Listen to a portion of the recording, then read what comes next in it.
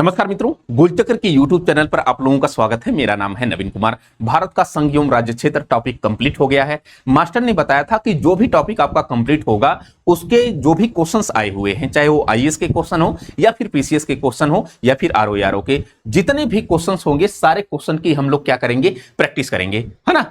तो ऐसे आपका प्रस्तावना जब हमने कंप्लीट किया उसकी भी हमने प्रैक्टिस किया, ऐसे संविधान सभा जब कंप्लीट किया उसकी भी प्रैक्टिस किया, भारत का संवैधानिक विकास कंप्लीट किया उसकी भी प्रैक्टिस।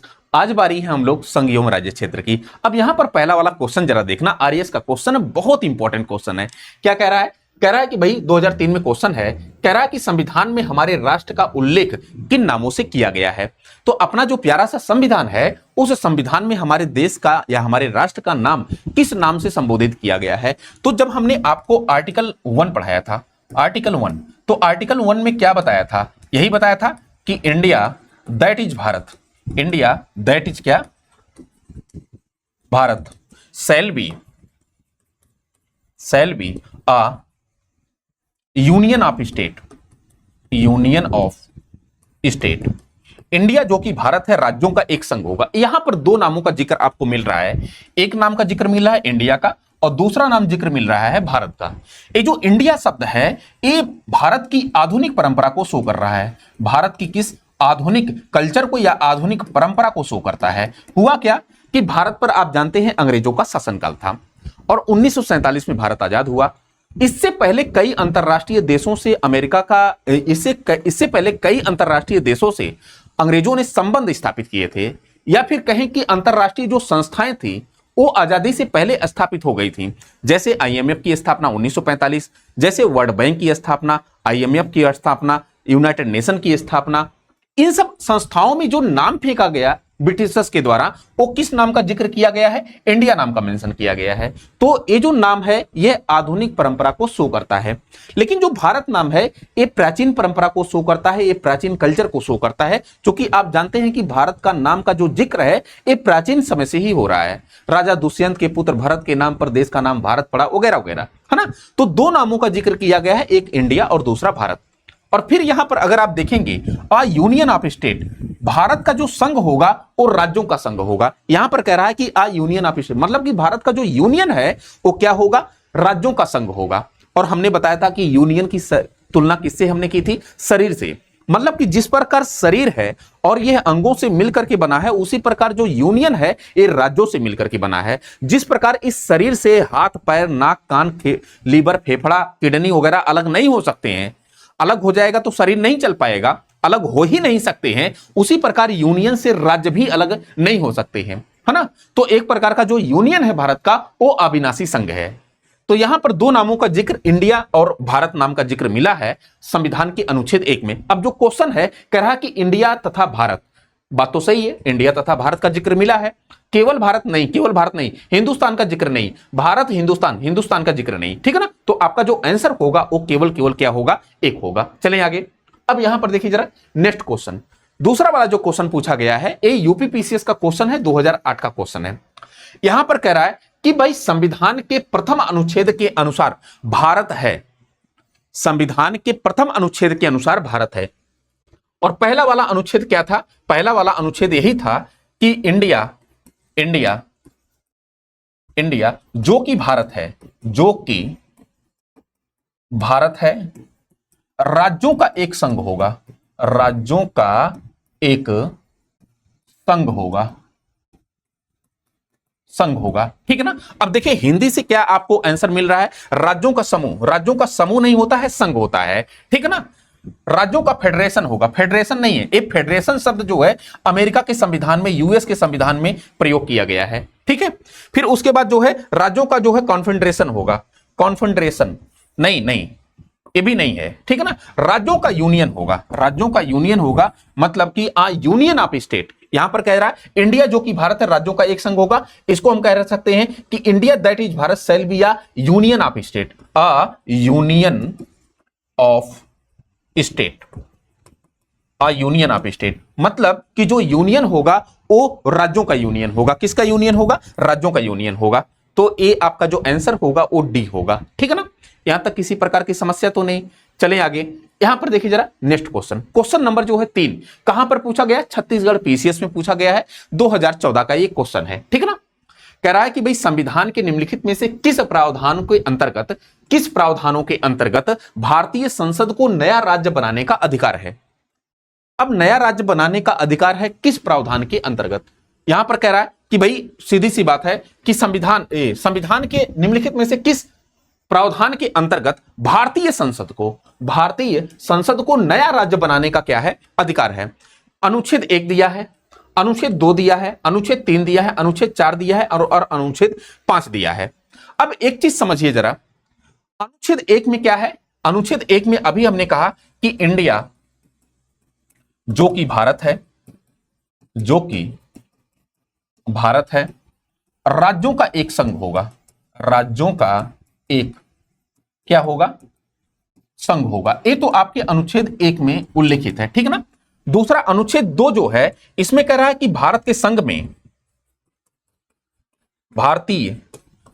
में नए राज्यों का प्रवेश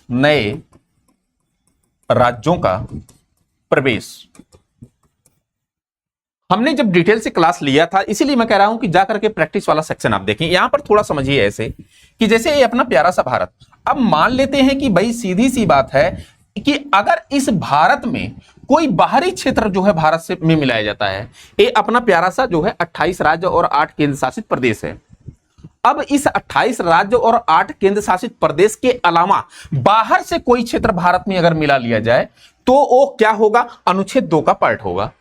लेकिन अगर हम कहें कि भारत के संघ में या भारत के राज्य क्षेत्र के भीतर किसी राज्य को विभाजित करके 2 राज्य बना दिया जाए, नए राज्य का निर्माण कर दिया जाए, नाम परिवर्तन कर दिया जाए, सीमा परिवर्तन कर दिया जाए, क्षेत्र को बढ़ा घटा दिया जाए, तो वो अनुच्छेद 3 का पार्ट होगा।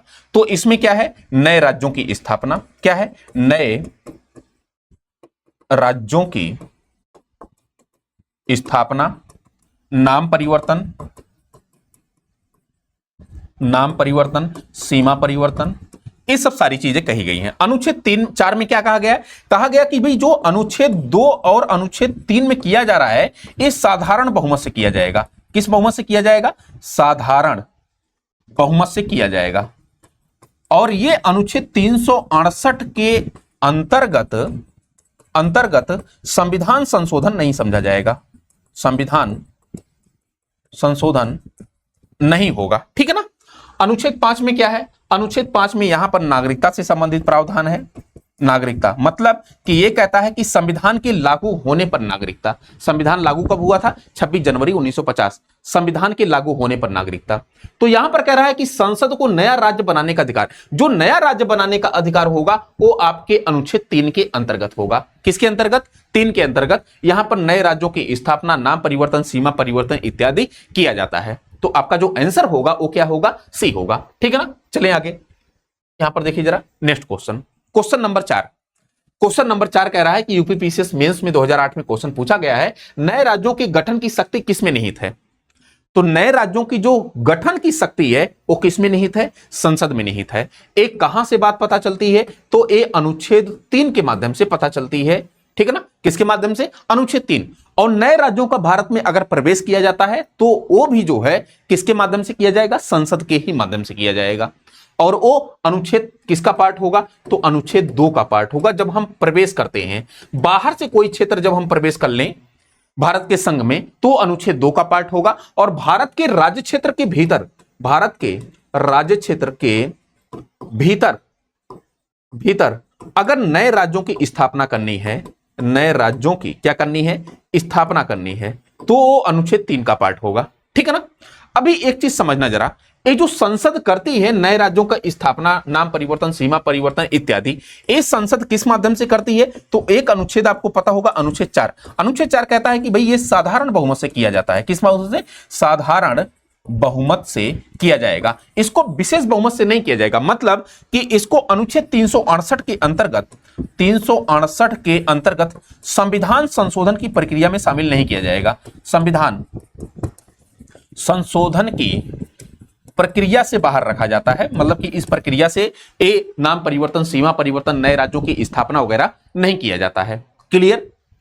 यहां तक किसी प्रकार का दुख दर्द नहीं है ना। चलें आगे, तो आपका जो आंसर होगा वो ए होगा। ठीक है, यहां पर देखिए जरा नेक्स्ट क्वेश्चन, क्वेश्चन नंबर 5 क्या कह रहा है कि भारत में एक नया राज्य सृजित करने वाले विधेयक को पारित होना जरूरी है। भारत में एक नया राज्य सृजित करने मतलब कि कोई नया राज्य की स्थापना करनी है तो उसके लिए पारित होना जरूरी है। किस प्रकार का विधेयक? तो यहां पर आपको पता होगा कि साधारण विधेयक के माध्यम से चीजें पास की जाती हैं। किस माध्यम से? साधारण विधेयक के माध्यम से। और ये जो साधारण विधेयक होगा आप जानते हैं कि इसको कहां पर पेश किया जाएगा? संसद में पेश किया जाएगा। और संसद के दो सदन, एक लोकसभा और एक राज्यसभा। लोकसभा को लोअर हाउस, राज्यसभा को अपर हाउस कहते हैं। लोकसभा में भी कुल सदस्यों के जो है आधे से अधिक सदस्यों से पास किया जाएगा, मतलब कि हम 50% प्लस 1 सदस्यों से यहां पास कर देंगे आधे से अधिक, और यहां पर भी 50% प्लस 1 सदस्यों मतलब कि आधे से अधिक यहां पास कर देंगे, तो उसी को हम क्या कहते हैं? साधारण बहुमत। और जब साधारण बहुमत से ये चीजें पास हो जाती हैं तो चाहे वो नाम परिवर्तन हो, सीमा परिवर्तन हो, नए राज्यों की स्थापना हो, क्षेत्र का बढ़ाया घटाया जाना हो, वो चीजें हो जाती हैं। बशर्ते इसको ध्यान में रखिएगा कि अगर इस प्रकार का कोई भी विधेयक लाया जा रहा है, मतलब कि राज्यों के नाम परिवर्तन, सीमा परिवर्तन, नए राज्यों की स्थापना से संबंधित, तो उसके लिए राष्ट्रपति की पूर्व अनुमति जरूरी होती है। राष्ट्रपति की पूर्व अनुमति आवश्यक है। ठीक है ना? क्या है? आवश्यक है, आवश्यक। इतनी बातें क्लियर? अच्छा, एक चीज समझना जरा, हमने एक आपको एग्जांपल के रूप में बताया था, जैसे ये अपना यूपी है प्यारा सा। अब इस यूपी को दो भागों में डिवाइड करना है, एक का नाम है ए और दूसरे का नाम है बी। तो जब विधेयक लाया जाएगा मंत्रिमंडल के द्वारा, केंद्रीय मंत्रिमंडल के द्वारा विधेयक लाया जाएगा कि यूपी को दो भागों में डिवाइड कर दीजिए, तो उसके लिए साधारण विधेयक लाया जाता है। कौन सा विधेयक? साधारण विधेयक। और ये विधेयक लाने से पहले राष्ट्रपति की पूर्व अनुमति क्या होती है? आवश्यक होती है। और राष्ट्रपति के पास ये विधेयक क्या किया जाएगा? भेजा जाएगा।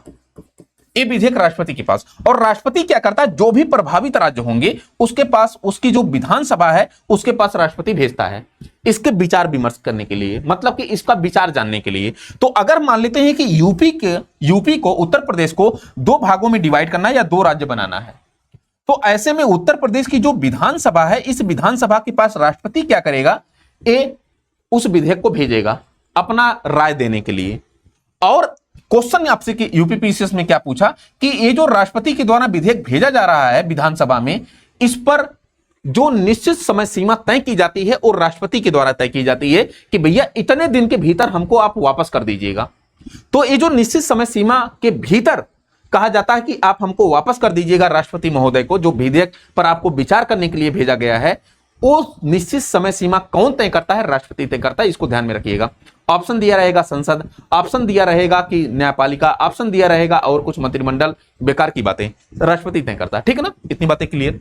अब यहां पर जो आपका ऑप्शन है उस ऑप्शन को जरा देखिए। ऑप्शन में क्या कह रहा है? ऑप्शन ही कह रहा है कि भाई संसद में साधारण बहुमत तथा कम से कम 2/3, काटिए इसको, केवल साधारण बहुमत, संसद में साधारण बहुमत से, तो संसद में साधारण बहुमत से। ठीक है ना? तो आपका आंसर मिल गया। संसद में 2/3, काटिए इसको, उसके बाद उपरयुक्त में से कोई नहीं। आपका जो आंसर होगा वो क्या होगा? बी होगा। B is the right answer. ठीक है, चलें आगे। यहां पर देखिए जरा क्वेश्चन नंबर 6, बीपीएससी में क्वेश्चन पूछा गया है, 2016 में एक क्वेश्चन पूछा गया है कि एक नया राज्य बनाने में संवैधानिक संशोधन के लिए कैसा बहुमत चाहिए? तो अभी चिल्ला करके मैं आपको बता रहा हूं कैसा बहुमत चाहिए। साधारण बहुमत चाहिए। अच्छा, साधारण बहुमत किसके लिए चाहिए? अनुच्छेद 2 या फिर अनुच्छेद 3 के लिए चाहिए। ठीक है ना? मतलब कि अगर नए राज्यों का प्रवेश करना है, नए राज्यों का क्या करना है? प्रवेश करना है, या नए राज्यों की स्थापना करनी है, नाम परिवर्तन करना है, सीमा परिवर्तन करना है, तो ये सब सारी चीजें जो है साधारण बहुमत के माध्यम से की जाएंगी। हालांकि ये बहुमत लाने से पूर्व जो है राष्ट्रपति की अनुमति क्या होती है? जरूरी होती है। इसको आप ध्यान में रखिएगा। राष्ट्रपति की अनुमति ये आवश्यक है। ठीक है ना? और राष्ट्रपति क्या करते हैं? राष्ट्रपति क्या, अच्छा, एक हमने जो है डिटेलिंग से जब बताया था, तो एक तो 5वां संविधान संशोधन अधिनियम बताया था 1955, है ना? और इसके तहत बताया था कि भाई इसमें दो बातें आपको ध्यान रखनी है पहला कि अगर इस प्रकार का कोई विधेयक पेश किया जा रहा है तो उसके लिए राष्ट्रपति की पूर्व अनुमति आवश्यक है, पहला पॉइंट इस संविधान संशोधन के माध्यम। दूसरा, राष्ट्रपति क्या करता है कि जो प्रभावित राज्य है उस प्रभावित राज्य के पास वो साधारण विधेयक भेजता है, मतलब कि उस विधेयक को भेजता है उसकी राय के लिए उसकी विधानसभा के पास, और ये जो राय के लिए विधेयक भेजता है और कहता है कि इतने निश्चित टाइम पीरियड पे हमको वापस कर दीजिएगा, ये निश्चित समय सीमा कौन तय करता है? राष्ट्रपति तय करता है, ठीक है ना। तो ये 5वां संविधान संशोधन अधिनियम 1955 हमने पढ़ाया था, 18वां भी पढ़ाया था जो केंद्र शासित प्रदेश के लिए था, ठीक है ना। तो यहां पर जो आपका आंसर होगा वो क्या होगा? ए इज द राइट आंसर, ठीक है। चलें आगे, यहां पर देखिए जरा क्वेश्चन नंबर जो है 7, क्वेश्चन नंबर 7 क्या कह रहा है? यूपी पीसीएस मेंस का क्वेश्चन है 2013 का। निम्नलिखित में से कौन सा एक नए राज्यों के निर्माण के लिए संवैधानिक उपबंध नहीं है? यहां कह रहा है कि संवैधानिक उपबंध नहीं है ना। किसी राज्य का क्षेत्र का बढ़ाया घटाया जाना, तो जब आपको अनुच्छेद 3 हमने पढ़ाया था उसमें क्या बढ़ाया था? उसमें यही बताया था कि भाई नए राज्यों की स्थापना करनी है, नए राज्यों की क्या करनी है? अगर स्थापना करनी है तो अनुच्छेद 3 का पार्ट होगा। नाम परिवर्तन करना है, नाम परिवर्तन, सीमा परिवर्तन करना है, सीमा परिवर्तन, क्षेत्रों का बढ़ाया घटाया जाना है, क्षेत्रों का बढ़ाया घटाया अगर जाना है, तो ये सब सारी चीजें जो है अनुच्छेद 3 का पार्ट होंगी, ठीक है ना। तो यहां पर देखिए जरा, किसी क्षेत्र का बढ़ाया घटाया जाना, तो ये बात सही है भाई, ये बात सही है कि संवैधानिक उपबंध है। कह रहा है कि कौन नहीं है, तो ए है। फिर उसके बाद किसी राज्य का क्षेत्र घटा करके ए भी है, किसी राज्य का नाम परिवर्तन करना ए भी है, एक राज्य संघ राज्य क्षेत्र शामिल कर सकेगा। यहां पर कह रहा है कि जैसे उत्तर प्रदेश है, क्या है? यूपी है। ए कह रहा है कि कोई जो है, ए कह रहा है कि उत्तर प्रदेश को इतनी पावर हो जाए कि एक कोई यूटी मतलब कि केंद्र शासित प्रदेश अपने भीतर समाहित कर ले, ऐसा नहीं है। तो इसको क्या हो जाएगा? ये गलत हो जाएगा। बाकी ये सब सारी चीजें हमने यहां पर बता दी हैं। चले आगे, यहां पर देखिए जरा क्वेश्चन नंबर 8 क्या कह रहा है, बहुत इंपॉर्टेंट है। निम्नलिखित में से कौन सा संविधान के अनुच्छेद 3, यहां पर देखिए अनुच्छेद 3 दिया है, अनुच्छेद 3 के तहत संसद के एक कानून द्वारा संभव नहीं है। कह रहा है कि निम्नलिखित में से कौन सा एक संविधान के अनुच्छेद 3 के तहत संसद के एक कानून द्वारा संभव नहीं है। अब देखिए नए राज्यों का गठन, तो अभी अभी हमने बताया अनुच्छेद 3 में क्या है कि नए राज्यों का गठन, नाम परिवर्तन, सीमा परिवर्तन, क्षेत्र परिवर्तन इत्यादि, ये अनुच्छेद 3 का पार्ट। तो ये तो बात सही है। यहां पर कह रहा है कि संभव नहीं है, ये संभव है। राज्यों के जो है क्षेत्रों में परिवर्तन, ये भी संभव है।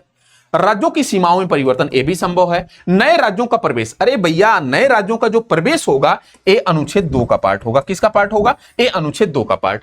हमने आपसे यही बताया था कि जैसे ए अपना प्यारा सा भारत है, समझिए बात, ए अपना प्यारा सा क्या है? भारत है। एकदम ध्यान से, अब इस प्यारे से भारत के भीतर भीतर अगर किसी प्रकार का परिवर्तन करना है, पहले तो अनुच्छेद 2 समझिए। अनुच्छेद 2 क्या बताया था कि अपना जो प्यारा सा भारत है, मतलब कि इसमें 28 राज्य हैं और 8 केंद्र शासित प्रदेश मतलब कि यूटी हैं। अब इस 28 राज्य और 8 केंद्र शासित प्रदेश में मान लीजिए 12वां से कोई क्षेत्र शामिल कर लिया जाता है, मान लेते हैं भूटान, मान लेते हैं नेपाल, मान लेते हैं बलूचिस्तान। अगर एक कोई क्षेत्र बाहर से शामिल कर लिया जाता है भारत के राज्य क्षेत्र में, तो वो किसका पार्ट होगा? अनुच्छेद 2 का। यहां पर कह रहा है नए राज्यों का क्या? प्रवेश। तो ये जो प्रवेश है ये अनुच्छेद 2 का पार्ट होगा। लेकिन अगर मैं सीधी सी बात कहूं कि इस भारत के राज्य क्षेत्र के भीतर क्या, ये शब्द याद रखिएगा भैया, भीतर। अगर भीतर की बात करता है भारत के संघ राज्य क्षेत्र में, भारत के संघ में, तो उसमें अगर कोई नाम परिवर्तन करना है, सीमा परिवर्तन करना है, नए राज्यों की स्थापना करनी है, क्षेत्र का बढ़ाया घटाया जाना, वो अनुच्छेद 3 का पार्ट होगा। तो ये जो है अनुच्छेद 2 का पार्ट है और बाकी जो है सारा अनुच्छेद 3 का पार्ट है। जो आपका आंसर होगा वो क्या होगा? आपका डी होगा, क्योंकि ये अनुच्छेद 2 का पार्ट है। चलिए आगे, यहां पर देखिए जरा नेक्स्ट क्वेश्चन, क्वेश्चन नंबर 9। निम्नलिखित एक क्वेश्चन 2024 में यूपी पीसीएस में पूछा गया है। निम्नलिखित में से कौन सा जोड़े का जो है सही मिलान नहीं है? सही मिलान आपको करना है। विधि के समझ समता, जब आप जाएंगे अनुच्छेद 14 पढ़ेंगे, ये आपको फंडामेंटल राइट में मिलेगा। कहां पर मिलेगा? फंडामेंटल राइट, मूल अधिकार का जिक्र कहां पर है? संविधान का जो भाग 3 है वहां पर, अनुच्छेद 12 से लेकर के अनुच्छेद 35 तक। इतनी बातें क्लियर। यहां पर कह रहा है कि अनुच्छेद विधि के समझ समता, जिसको हम क्या कहते हैं? रूल ऑफ लॉ कहते हैं, सुनिश्चित की गई है नागरिकों एवं गैर नागरिकों दोनों के लिए। भाई नागरिक, देखिए समस्या क्या है। अब आपको यहां पर क्वेश्चन पूछा जाता है कि वे कौन से मौलिक अधिकार हैं, वे कौन से फंडामेंटल राइट हैं जो केवल केवल केवल नागरिकों को लिए उपलब्ध है, नागरिकों के लिए उपलब्ध है। मतलब कि देश के नागरिक, मतलब कि हम आप, हमारे आपके लिए कौन सा जो है फंडामेंटल राइट उपलब्ध है जो विदेशियों को नहीं है, केवल केवल भारतीय नागरिकों को है। तो आपने बताना है कि साहब अनुच्छेद 15 है, अनुच्छेद 16 है, अनुच्छेद 15 है, 16 है, अनुच्छेद 19 है, अनुच्छेद 29 है और अनुच्छेद 30 है। ए 1 2 3 4 5, ये 5 अनुच्छेद आपके लिए है, मतलब कि केवल केवल भारतीय नागरिकों के लिए है, विदेशियों के लिए नहीं है। अब इसके अलावा जो भी अनुच्छेद आपसे पूछा जाएगा, जैसे अनुच्छेद 15 में क्या है, किसी भी भारतीय नागरिक के साथ, यहां पर भारतीय शब्द जुड़ा होगा, किसी भी भारतीय नागरिक के साथ जाति, धर्म, लिंग, जन्मस्थान एवं वंश के आधार पर किसी प्रकार का भेदभाव नहीं किया जाएगा। अनुच्छेद 16 में है सार्वजनिक नौकरियों में समानता, या सार्वजनिक नौकरियों में या जो सरकारी नौकरियां हैं इसमें अवसर की समानता, और इसमें कहा जाता है किसी भी भारतीय नागरिक के साथ किसी भी प्रकार का जाति, धर्म, लिंग, जन्मस्थान एवं वंश के आधार पर भेदभाव नहीं किया जाएगा। अनुच्छेद 19 क्या है, वाक एवं अभिव्यक्ति की स्वतंत्रता, एक केवल केवल भारतीयों को नागरिक। अनुच्छेद 29 और 30 क्या है, अनुच्छेद 29 है अल्पसंख्यकों के जो है धर्म, अल्पसंख्यकों के शिक्षा एवं संस्कृति का क्या है अधिकार। फिर उसके बाद अनुच्छेद 30 क्या है, ये भी अल्पसंख्यकों के इनके मनपसंद के शिक्षण संस्थान इत्यादि स्थापित करने का अधिकार। तो केवल केवल भारतीय नागरिकों, यहां अनुच्छेद 14 की बात कर रहा है। अनुच्छेद 14 जो होगा ये भारतीय नागरिकों को तो मिलेगा ही मिलेगा, साथ ही साथ विदेशियों को, मतलब कि गैर नागरिकों को भी दिया जाता है। ये बात सही है। यहां पर कह रहा है कौन सा सही नहीं है, ये आपको पहचान करनी है। फिर उसके बाद लोक सेवाओं में अवसर की समानता केवल भारतीय नागरिकों के लिए सुनिश्चित है, यह भी बात सही है। लोक सेवाओं में ये अनुच्छेद 16 और अनुच्छेद 16 केवल केवल नागरिकों के लिए, ये कह रहा है केवल केवल नागरिक। देखिए यहां पर है 15, 16, 19, 29, 30, क्लियर बात। चलें आगे, यहां पर देखिए नए राज्यों की स्थापना करना, और नए राज्यों की स्थापना करना ये किसकी शक्ति है, यह है संसद की शक्ति है, यह भी बात क्या है सही है। फिर किसी राज्य का नाम बदलना, राज्य की विधानमंडल की शक्ति। अरे राज्य का नाम चाहे बदलिए, चाहे नाम परिवर्तन, सीमा परिवर्तन, नए राज्यों की स्थापना, क्षेत्र को बढ़ा घटा लीजिए, ये टोटल शक्ति किसके पास होती है, ये संसद के पास। ये राज्य विधानमंडल की शक्ति नहीं होती है। ये आपका ससुरा मतलब कि 4 जो डी है, ये डी कट जाएगा, ठीक है ना। अच्छा मैं कहूं कि अगर राज्य के भीतर जिले का नाम परिवर्तित करना है, अगर जिले का नाम परिवर्तित करना है तो राज्य की जो विधानमंडल है वो करती है ना। जैसे इलाहाबाद का नाम प्रयागराज कर दिया गया, ये उत्तर प्रदेश की विधानसभा ने किया। लेकिन अगर उत्तर प्रदेश का नाम जो है बदल करके काशी रख दिया जाए, अयोध्या नगर रख दिया जाए, तो ये जो है संसद करेगी, ठीक है ना भैया। चलें आगे, यहां पर देखिए जरा नेक्स्ट क्वेश्चन नंबर 10 देखिए, कैसा क्वेश्चन है, बहुत इंपॉर्टेंट क्वेश्चन। क्या है भाई इसमें क्या है, कह रहा है कि कथन और कारण का क्वेश्चन, किसी राज्य की सीमा बदलने की सिफारिश राष्ट्रपति संसद को देता है। यहां पर कह रहा है कि किसी राज्य की सीमा बदलने की सिफारिश राष्ट्रपति संसद को देता है, और इसके लिए राष्ट्रपति संबंधित राज्य की विधानमंडल द्वारा उस प्रस्ताव पर विचार के लिए एक खास अवधि के भीतर प्राप्त करते हैं। अब बात वही आई, बात कौन सी आई, 5वां संविधान संशोधन अधिनियम 1955 की।